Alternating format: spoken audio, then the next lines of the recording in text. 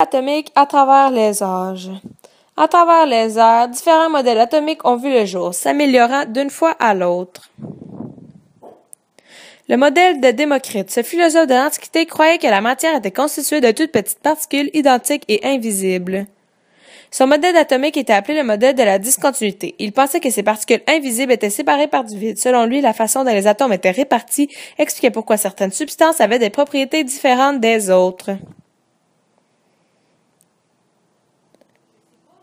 Le modèle d'Aristote. Il croyait que la matière remplissait tout l'espace qu'elle occupait et c'est pourquoi on appela son modèle le modèle de la continuité. Il affirmait que l'on pouvait diviser la matière. Selon lui, les éléments principaux de la matière n'étaient pas les atomes, mais plutôt le feu, l'eau, l'air et la terre. Le modèle de Dalton. Il construisit son modèle en se basant sur des expériences scientifiques et des conclusions qu'il tirait de celles-ci. La matière est composée de petites particules appelées atomes. Les atomes de l'élément ont tous la même masse et sont identiques à tout point de vue. Les atomes d'éléments différents ont des propriétés et des masses différentes. Les atomes ne peuvent être ni créés ni détruits lors de transformations physiques ou chimiques. Les atomes d'éléments simples peuvent se combiner pour former de nouveaux produits. En d'autres mots, on pourrait dire que Dalton considérait les atomes un peu comme des boules de billard minuscules et impossibles à briser. Le modèle atomique de Thomson. C'est par l'étude de rayons observés dans les tubes cathodiques que Thomson fit la découverte de l'électron. Suite à des expériences, il fut obligé d'admettre qu'il existait une particule encore plus petite que l'atome. Il lui donna le nom d'électron. Il dit que l'atome n'était pas indivisible, il est possible de lui arracher des électrons. Elle est comme une pâte positive à l'intérieur de laquelle on retrouve des petits grains négatifs. Dans l'atome neutre, la pâte est autant positive qu'il y a d'électrons négatifs.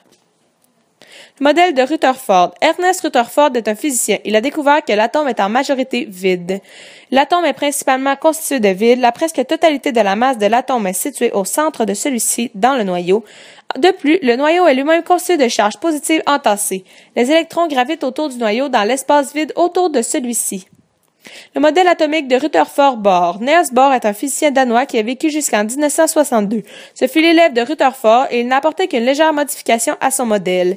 Il représente l'atome comme étant un espace presque vide où l'on retrouve au centre un noyau très dense, très dur, contenant les protons et les neutrons.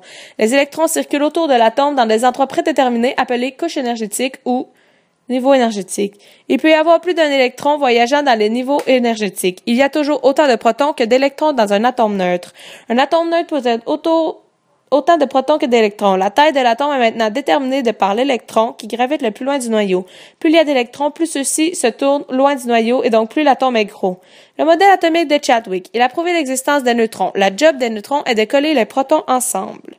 Nous vous remercions d'avoir pris le temps de regarder la capsule du modèle atomique. Nous espérons qu'elle était intéressante et qu'elle vous a permis d'en apprendre plus. Bonne visite du sens des sciences.